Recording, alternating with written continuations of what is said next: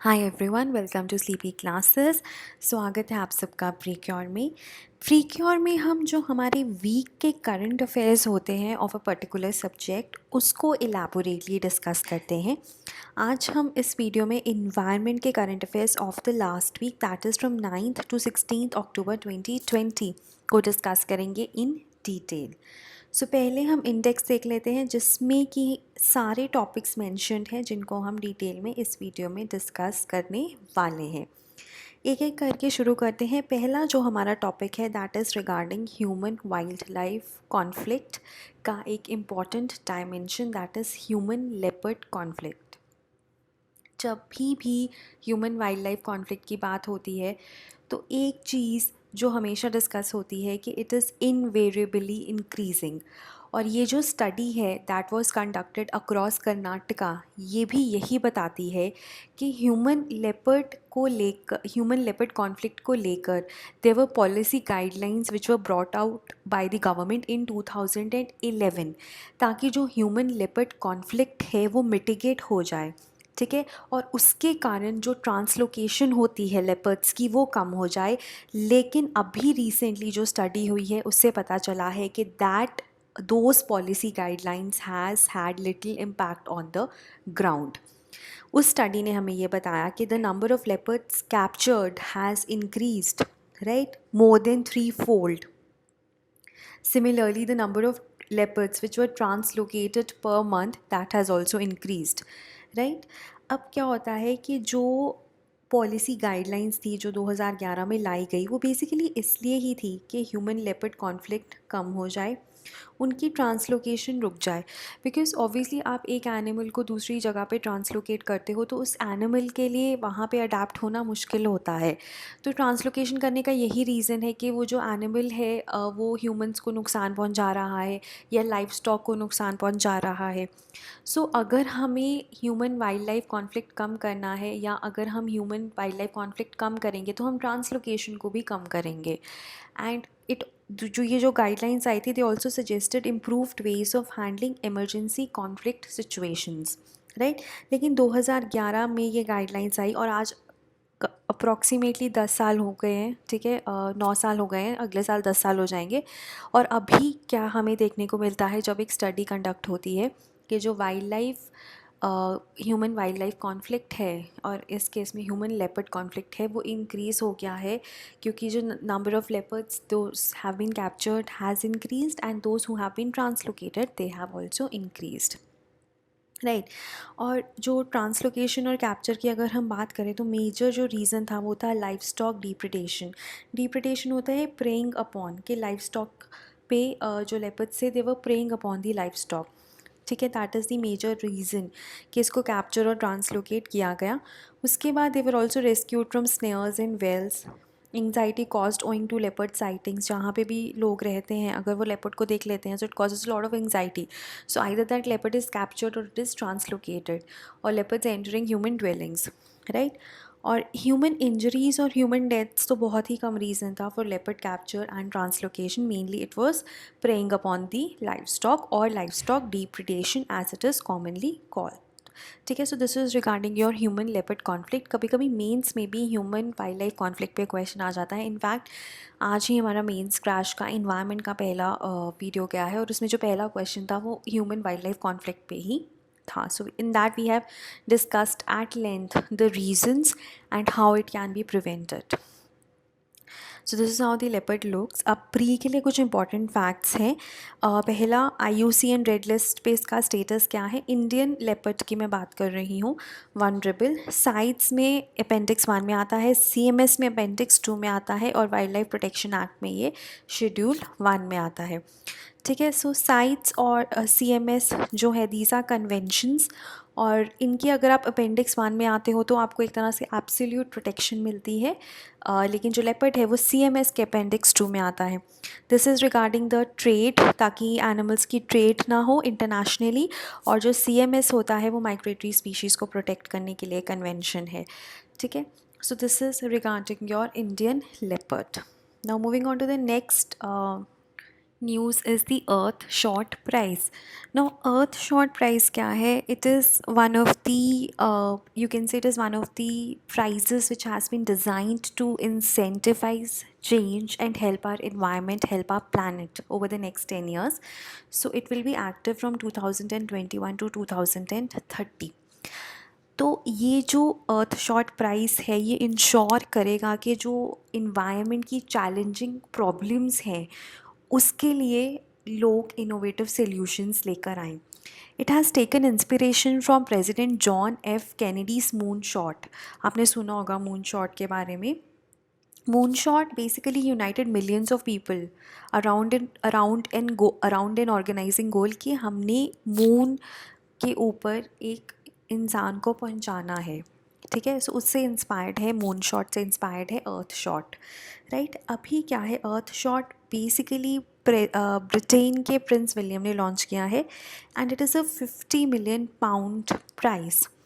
It will fund the innovative solutions to the Earth's challenging problems, mainly environmental ones, right? और ये जो अर्थ shots हैं ये क्या अचीव करना चाहते हैं? They want to protect and restore nature, clean our air, revive our oceans, build a waste free world and fix our climate until 2030. ठीक है, so these are the 5 earth shots which have been which would be achieved via this earth shot prize. और हर एक जो अर्थ shot है उसमें कुछ scientifically agreed targets हैं कि जब हम बात कर रहे हैं क्लीन आर एयर तो we need to have a target. तो वो साइंटिफिकली अग्रीड टारगेट हैं जिसमें SDGs भी आते हैं and they will obviously help to repair our planet. ठीक है, उसके बाद जो सल्यूशंस हैं, ठीक है, उनकी बात करें सो दे विल इंश्योर कि जो हमारे प्रेसिंग चैलेंजेस हैं वो ठीक हो जाए, we are able to overcome them. And obviously that will only happen when we have new ways of thinking, new technologies, new system, new policies in place. और ये जो प्राइजेस हैं they can be awarded to individuals, teams और collaborations. Right, so 10 सालों के लिए है ये. Prince William, alongside the Earthshot Prize Council, which covers 6 continents, they will award the prize to 5 winners, one per Earthshot every year. तो 10 सालों के लिए हर साल 5 winners होंगे, one per Earthshot. ठीक है, और प्राइज़ काउंसिल के अलावा ग्लोबल अलायंस भी सपोर्ट करेगी अर्थ शॉट प्राइज़ को and it is going to be a 5 stage prize process. 15 finalist में से 5 विनर्स चूज़ किए जाएंगे. जो पहली सेरेमनी है वो लंदन में होगी इन 2021. So the 5 winners they will receive a global platform and a prestigious profile. और जो उनको पैसे मिलेंगे, ठीक है, 1 million pounds, they can put that money in any environmental or conservation project, right? जो भी winners choose करेंगे उसमें that money could be used. So the whole idea is to protect the environment. और जो nominees हैं, जो 15 shortlisted finalists थे, उनको भी support और opportunities दी जाएंगी under this Earth Shot Prize. So the whole premise is that it is a 10-year long process. It involves 150 million pounds. ठीक है, हर साल 5 विनर सिलेक्ट होंगे एज़ पर 5 अर्थ शॉट्स जो हमने प्रीवियस स्लाइड्स में देखे. और वो 15 फाइनलिस्ट में से सिलेक्ट होंगे. फाइनलिस्ट को भी सपोर्ट मिलेगा और 5 विनर्स हैं उनको एक तो प्लेटफॉर्म मिलेगा, ठीक है, अपने सॉल्यूशंस, इनोवेटिव सॉल्यूशंस को बताने का पूरी दुनिया में. और उनको फंडिंग भी मिलेगी. जिस भी प्रोजेक्ट में वो फंड करना चाहें they can do that via this earth shot prize money. Right, I hope it is clear now. Then the next is IMD's new improved air quality models capture air pollution spike in Delhi. अब IMD क्या है? Indian meteorological department, जो कि ministry of earth sciences के under आता है. और ये रिस्पॉन्सिबल है जितनी भी मेट्रोलॉजिकल डेटा हमारे देश में कलेक्ट हो रहा है और यूज़ हो रहा है. अब IMD कॉन्स्टेंटली स्ट्राइव करता है कि हम हमारे जो एयर क्वालिटी मॉडल्स हैं उनको बेटर करें ताकि हम एयर पोल्यूशन को पहले ही कैप्चर कर पाएँ. ठीक है, अगर हमें एयर पोल्यूशन स्पाइक होने वाला है तो हमें पहले ही पता चल जाए. That can only happen if we have good air quality models. And Ministry of Earth Sciences is constantly striving to improve the early warning system, air quality early warning system, by getting better forecast models. ठीक है, और उन forecast models में हमारे पास क्या क्या है, emission inventories improved हो. ठीक है, emission inventory क्या होता है, इज़ एन इन्वेंटरी, ठीक है, एक डेटाबेस है जिसमें सारी emissions of one or more specific green house gases or air pollutants originating from all source categories in a certain geographical area within a specified time span हमें मिलता है. So it is like a database of all the emissions. ठीक है, और उसके बाद जो भी हमारे पास ऑब्जर्वेशनल डेटा है उसकी इम्प्रूव्ड असिमिलेशन हो पाए. सो ये जब हम इनकॉर्पोरेट करेंगे अपने फोरकास्ट मॉडल्स में तो हम उनको बेटर कर पाएंगे और हम अर्ली वार्निंग भी कर सकते हैं ऑफ एयर पोल्यूशन. ठीक है, अभी क्या है, अभी रिसेंटली जो एक फोरकास्ट मॉडल है SILAM, that is system for integrated modelling of atmospheric composition, has been is being used by IMD, और उसको फर्दर इम्प्रूव किया गया है by implementing global emission inventories. ठीक है, so just remember these names if you can, अगर नहीं तो इट्स ओके. बट इनका पर्पज़ क्या है कि हम पार्टिकुलेट मैटर को 10 किलोमीटर रेजोल्यूशन तक ये पकड़ सकता है. उसके बाद इन्फ्यूज़र भी है, that is environmental information fusion service, that has also been operationalised, और ये बेसिकली एयर पोल्यूशन हॉटस्पॉट्स को आइडेंटिफाई कर सकता है और स्ट्रीट लेवल तक पोल्यूशन को कैप्चर कर सकता है. ये जो है they have been developed in technical collaboration with Finnish meteorological institute, right. And the speciality of Enfuser is the high utilization of measurement data. जो भी हम डेटा प्रोड्यूस कर रहे हैं उसको ये काफ़ी अच्छे से यूटिलाइज़ कर पाता है, and it can also tap into the operatives IMD's regional xylem access point. ठीक है, सो एक तरह से ये जो मॉडल है ये काफ़ी अच्छे से हॉटस्पॉट्स ओवर दिल्ली को कैप्चर कर पाता है. सिमिलरली एक और एयर क्वालिटी मॉडल है, that is WRF chem, that is also being used. अगर हम एयर क्वालिटी मॉनिटरिंग की बात करें तो हम 12 पोल्यूटेंट्स को मॉनिटर करते हैं: sulphur dioxide, nitrogen dioxide, nickel, arsenic, lead, benzene, ammonia, CO, ozone, PM10, PM2.5 and BAP which is also known as benzopyrene.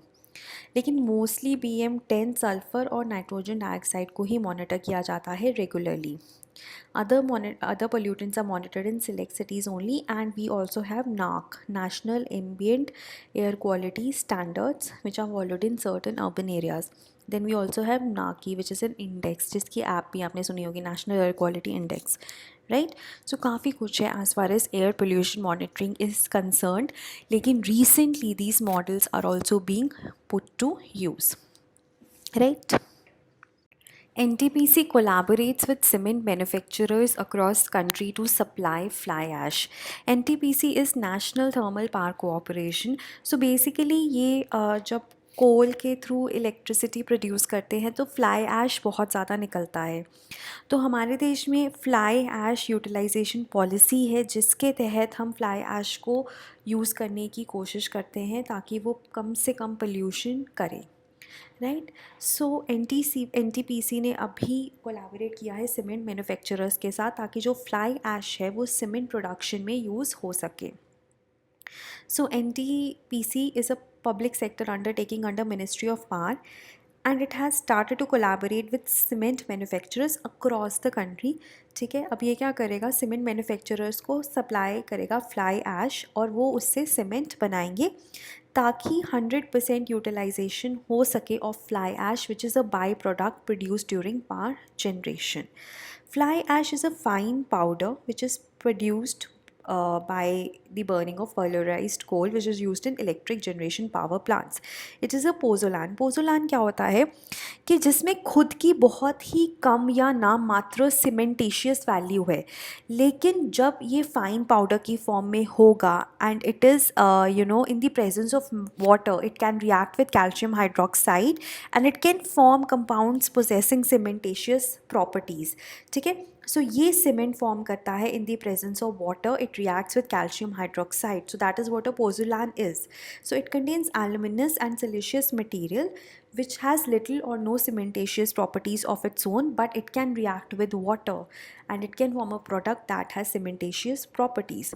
तो जब इसको लाइम या कैल्शियम हाइड्रोक्साइड और वाटर के साथ मिक्स किया जाता है, it forms a compound similar to Portland cement and it can be used as a cement. तो आप ये देख रहे हो कि हम फ्लाई ऐश, जो कि एक बाय प्रोडक्ट है इलेक्ट्रिसिटी जनरेशन का, जिसमें कि कोल को बर्न किया जाता है, उससे फ्लाई ऐश बनता है, उसको हम सीमेंट बनाने में यूज़ कर सकते हैं।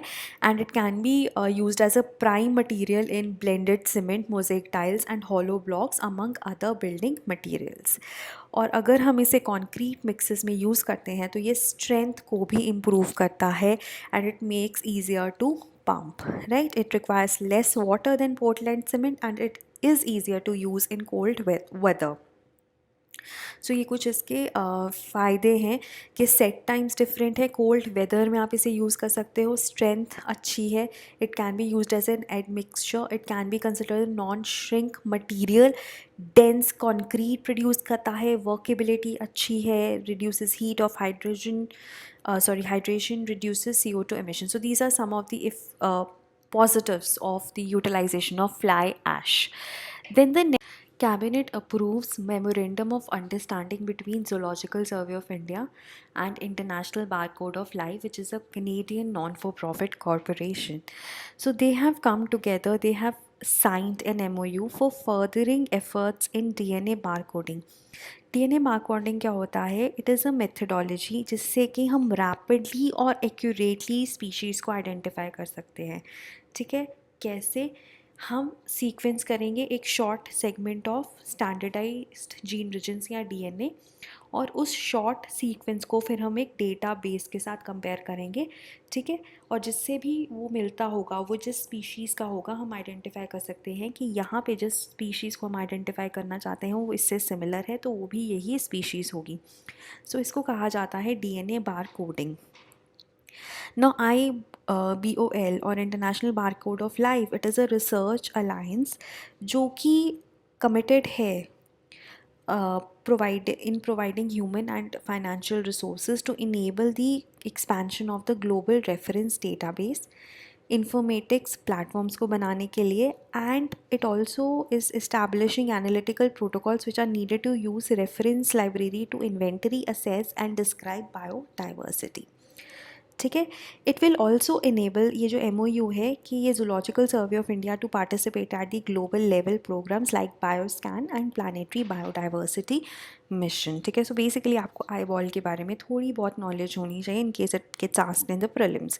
Then ZSI was established in 1916 और ये survey, exploration, research and documentation on various aspects of animal taxonomy in Indian continent को इंडियन सब कॉन्टिनेंट को प्रमोट करता है।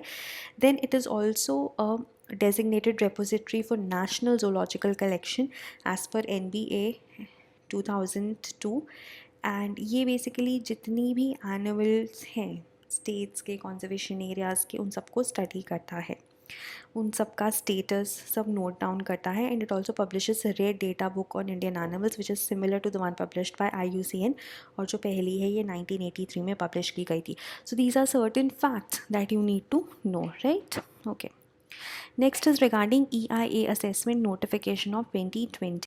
So इन्वायरमेंट इम्पैक्ट असेसमेंट होता क्या है? बेसिकली एक साइंटिफिक एस्टीमेट लगाते हैं हम इसमें कि कोई भी अगर डेवलपमेंटल प्रोजेक्ट हो रहा है या कोई भी प्रोजेक्ट है तो उसका इन्वायरमेंट पे क्या इम्पैक्ट रहेगा, इसका एक साइंटिफिक एस्टीमेट लगाया जाता है अंडर EIA।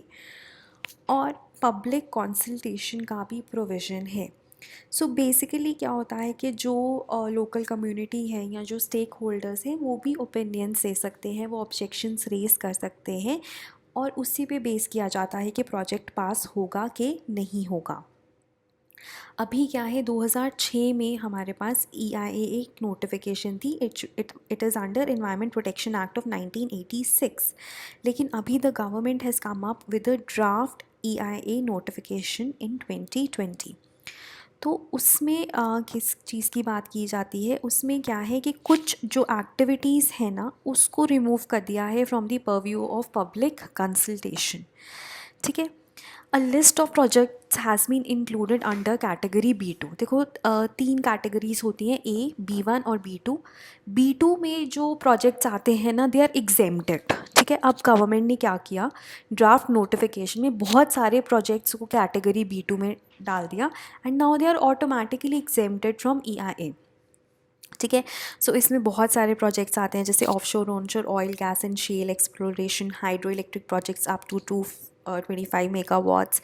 ठीक है, सो ये बहुत सारे प्रोजेक्ट्स इंक्लूड कर दिए गए कैटेगरी B2 में। Then it also excludes reporting by public of violations and non compliance. अगर वायलेशन और नॉन कंप्लाइंस होता था तो पहले पब्लिक भी रिपोर्ट कर सकती थी, अब सिर्फ वायलेटर, प्रोमोटर या गवर्नमेंट अथॉरिटी, अप्रेजल कमेटी या रेगुलेटरी अथॉरिटी ही गवर्नमेंट को बता सकते हैं या गवर्नमेंट इन्हीं का बताए हुए का कॉग्निजेंस लेगी। और अगर कोई वायलेशन और नॉन कंप्लाइंस होता भी है तो उन प्रोजेक्ट्स को हम विद कंडीशंस अप्रूव कर सकते हैं, उनको कुछ रेमेडिएशन चार्जेस देने पड़ेंगे and they can be approved. ठीक है, द पॉइंट इज़ जो डैमेज इन्वायरमेंट को होगा वो रिवर्स नहीं होगा, राइट। 2006 में जो आई थी, लाइक आई सेड, उसमें कैटेगरी ए था और कैटेगरी बी था। Category A was under national level appraisal और बी स्टेट लेवल।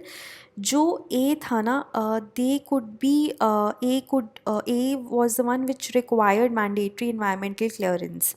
B1 भी रिक्वायर्ड था, B2 में नहीं रिक्वायर्ड था। ठीक है, and there were 4 stages like screening, scoping, public hearing and appraisal. तो ये 2006 का था, बट वंस 2020 वाला पास हो जाता है सो दिस बिकम्स रिडंडेंट।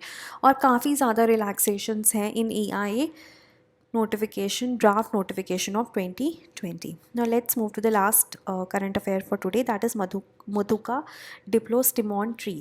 अब ये जो tree है ना, ये it was believed to be extinct. Now it has been rediscovered after a gap of more than 180 years from a sacred grove in Kollam district in Kerala. ठीक है, ये अभी रीडिस्कवर की गई है, पहली बार ये कलेक्ट की गई थी 1835 में एंड उसके बाद it was believed to be extinct. Now it has been rediscovered. तो एक तो आपको इसका नाम पता होना चाहिए, और अभी जो the institution which has rediscovered it, they are going to undertake site conservation, क्योंकि अभी तक सिर्फ इसका एक ही ट्री मिली है, एक ही अडल्ट ट्री मिली है। ठीक है, वेस्टर्न घाट्स को उन्होंने स्टडी कर लिया, ईस्टर्न घाट्स को स्टडी कर लिया, कहीं भी ट्री नहीं मिली, सिर्फ एक ही ट्री मिली है। तो अब इसको वो कंजर्व करेंगे आर्टिफिशियली कहीं और, जैसे जो हमारे पास बॉटनिकल गार्डन्स होते हैं या वहाँ पे। ठीक है, एक्साइट कॉन्जर्वेशन कैरी आउट करेंगे। It is represented only by one specimen in a single locality. तो आइडियली इसका जो IUCN स्टेटस है वो क्रिटिकली इंडेंजर्ड होना चाहिए, लेकिन अभी इंडेंजर्ड है। So that was all regarding the current affairs. अब कुछ अनाउंसमेंट्स। हमारा मेंस डे इनिशिएटिव स्टार्ट हो गया है। Every day at 10 AM we discuss a mains question. ठीक है, जिसका शेड्यूल हमारी वेबसाइट पे है, उसके अकॉर्डिंग हम डिस्कस करते हैं। और courses for 2021 of all subjects they have started. Batch 4 has started. In case you want to enroll, you can log on to our website www.cpclasses.com or you can call at this number, right? Mains 2020 के courses भी शुरू हो गए हैं. So we have essay के लिए crash, PSIR crash, general studies crash and sociology crash and test series included, right?